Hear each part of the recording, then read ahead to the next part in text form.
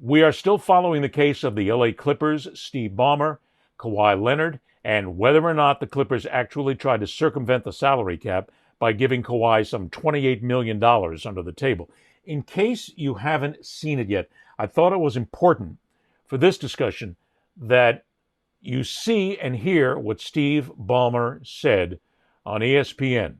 He completely, unequivocally says, we didn't do it. Up front, I want to say one thing very clearly. We, the Clippers, have abided by the salary cap circumvention rules because that's the right thing to do. And we have done that. I happen, for what it's worth, to think it's a very important rule in terms of promoting competitiveness and equal playing field across the league. But whether I agreed with it or not, it's the rule. And we've absolutely abided by that.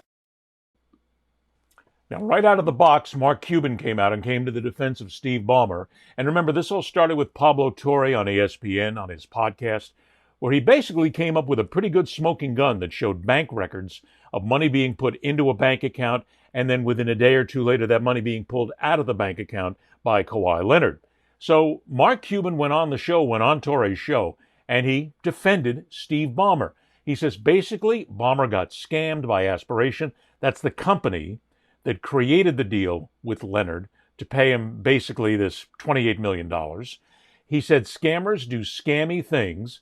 And of course, he took a shot at the end where it's sad that Pablo Torre didn't take the time to find out how these scammers pulled off their scam. The idea that the default is Ballmer, is the bad guy, is going to backfire on him. Not necessarily so when you consider that Torre has further evidence. He's going to need more. But in essence, the NBA is still looking at this possibility, and they're going to continue to investigate. Now, here's where the story takes a new turn. The investigation's still underway by the NBA, and I think it's solid. They have to do this. Because it is not a secret that there's a lot of underhanded dealing that goes on, not just in the NBA, but in other sports when it comes to circumventing money. I mean, this isn't anything new. This has been going on in sports for years. Look, the best cheaters when it came to throwing money under the table for a long time was college football, then college basketball. I mean, look, when I first came up in this business right now, we covered teams that we knew they were paying players under the table.